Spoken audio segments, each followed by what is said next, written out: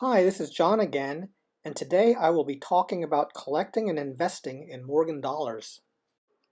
Silver is up to $26 an ounce, providing a solid base for numismatic coins to continue increasing in value with strong gains in 2020.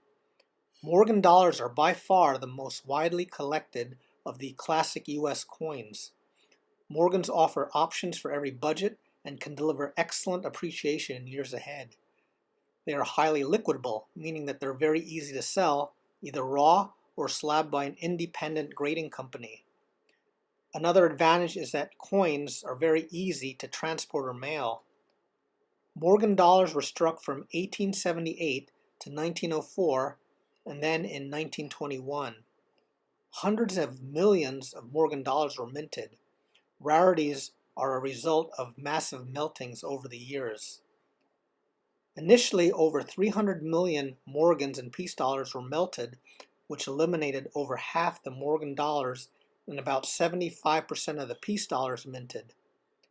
80% was mandated by the Pittman Act of 1918. 50 million were melted as per the Wartime Silver Act of 1942.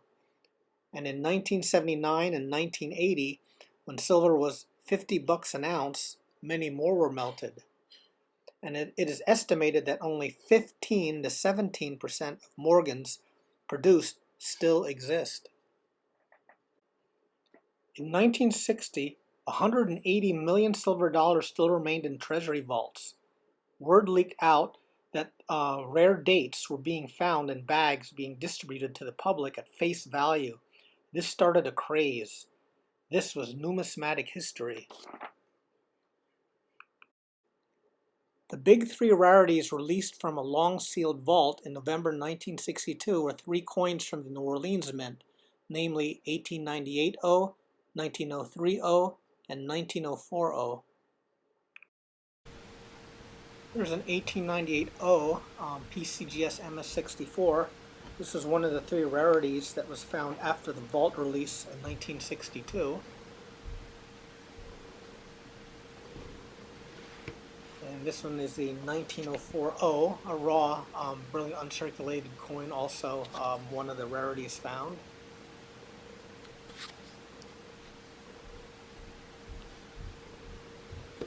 And then this is the 1903-0. Prior to the release of the bags of silver dollars, this was so rare that most dealers never even saw the date in uncirculated condition. And this was even more valuable than the 1893S and was labeled as the king of Morgan dollars. So here's a nice MS65 NGC of the 1903-0, a very historic coin. There are many ways to collect Morgan dollars. You can collect raw coins and put them on Whitman folders, or you can collect high-grade PCGS NGC coins, getting many of them at a reasonable price. Here's a list of 34 coins you can get at MS63 for $50 to $75. The ones I have in red, the San Francisco mints and many of the Philadelphia mints, you can get great strikes and luster, and they'd be good representatives for typesets. With the price spot of silver being $26 at this time, buying a brilliant uncirculated raw Morgan will cost anywhere from $40 to $50, and the cost to slab with PCGS and NGC, a common Morgan, will be $22. So to make money, the coin will have to be graded a minimal of MS64. The next video will help you in grading Morgans and making decisions of if you should get your coin slabbed. This is an AU50. Wear is obvious in the hair and the entire high part of the face and in the front of the neck. Surfaces is more dull with less luster. On the reverse, the breast feathers, leg feathers, and claw are slightly flattened. An AU58 coin shows slight wear on the hair above the ear and on the cheek. You may need magnification to see the wear or by tilting it in a light source. They used to call these sliders, a slang term once popular, and the term is now rarely used. These coins may look even better than an MS62. This one has good luster. MS coins now are graded based on mark, strike, luster, and eye appeal. This coin here is a MS61 with below average luster, multiple scuffs on the face, an 1880S. Normally this has good strike and luster, but as you can see, there's many marks and hairlines throughout the face and throughout the whole coin.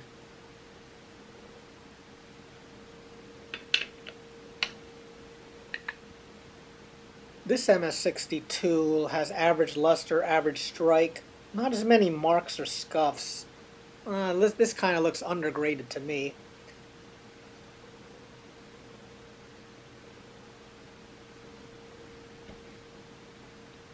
And this 1885 O MS62 thus has nice luster, but there's plentiful marks and scuffs on the face. Not as much as the MS61. An MS63 has neutral eye appeal. There's still some noticeable marks and hairlines, and it may only be only average to above average strike or average luster, but the negatives will have some redeeming characteristics. Here's an MS63 proof-like.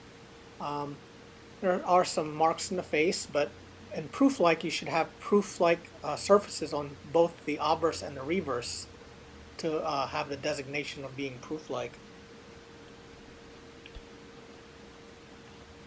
An MS64 coin is a really nice coin with a few minor marks and hairlines and not too severe. It's actually a nice balance. It may be average to fully struck. This one has a nice strike, being 1881S. Here is a toned one.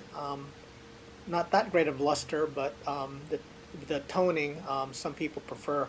I prefer more of coins that are bright white with luster. This is the first slabbed coin I ever bought. It's an MS64. It had a clean cheek, hardly any surface marks. So I think I might have to get this regraded again.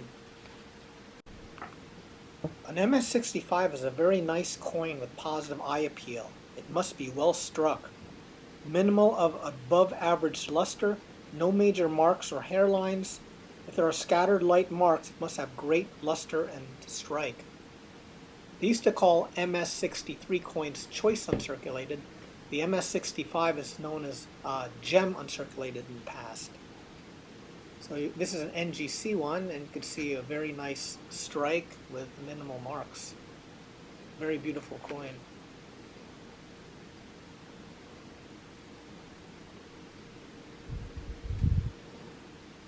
Now the MS66 has superb eye appeal. If there are any marks or hairlines, they will be very minor, but compensated for by the rest of the coin's gem quality.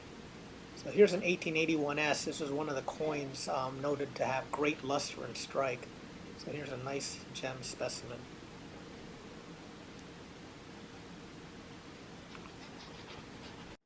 Some Morgan dollar dates are very rare in all grades. And this is the very fine price red book value. Just owning one of these coins in any condition is a challenge. Some Morgan dollars are very elusive at mint state. Look at the jump in price going from AU to uncirculated. An AU slider may be worth a gamble to get slabbed. Here's an 1884S AU raw coin that I bought in an auction, paying $130 for it. If you can pick up a nice raw AU slider specimen for a reasonable price, you should really consider getting it slabbed. So there's one I picked up at an auction. You see these quite a few times. This is another 1884S I picked up. I paid $200 for it. But even a high AU grade will give a good profit, and if you're lucky, it may even get MS60, and you have made a lot of money. This one had decent hair above the ear. I had PCGS grade some of mine, and they graded it up to AU58, but I never crossed the MS barrier. Here's another list of other rare coins that are rare and higher grades. These coins were circulated and they were really not collected, but by far the most common reason for the lack of higher grades is the massive melting, and these were not found in the Treasury vaults. So you should be happy to own an extra fine, or AU if you can. Now, when you see a big gap in value and the price is right for the raw higher grade specimen, these coins should consider getting them slabbed. The Carson City dollars was minted from 1878 to 1893. Coins struck at this mint are scarce to rare compared to the other mints. This is the era of the Wild West and the Bonanza years, and very collectible. Also, the double letter mint mark looks cool. In 1964, when there were 28 million coins left from the vault, surprisingly 2.9 million were the treasured CC dollars. Sales were conducted for the CC dollars in the government GSA holders. In October 72, the first series for sale was the three most common dates, 82, 83, and 84 CC, priced at $30 each, now worth $280. On June of 1973, the same three dates were for sale along with the entire supply of 78, 90, and 91 CC. On October 1973, only three dates were available, 80, 81, and 85 CC.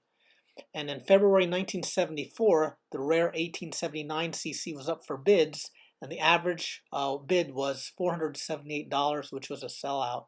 Now that's worth $8,000. There was a silver boom in 1979 and 80, and fixed prices of the 83 was $65 and 84 was $60. And in 1980, it included the GSA sales.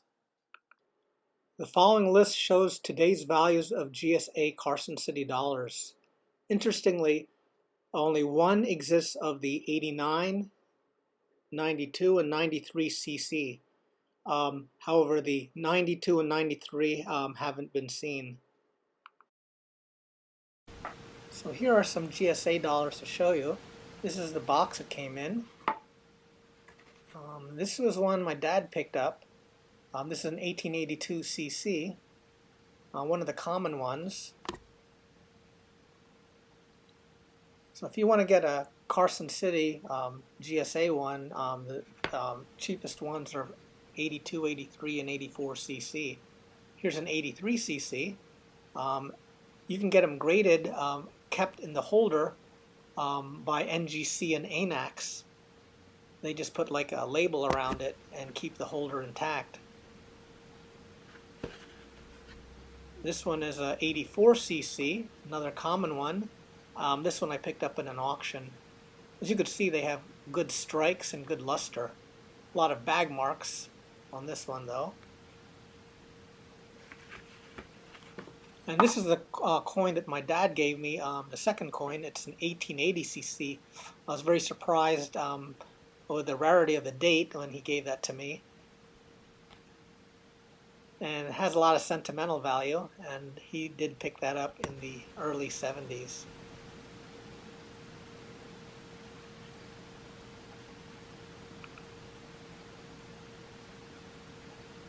In conclusion, Morgan dollars are the most collectible and one of the most historical of the U.S. classic coins. They're a great investment for its metallic content and its numismatic value. Try to avoid the no-name slabbing companies. Usually these coins are not properly graded.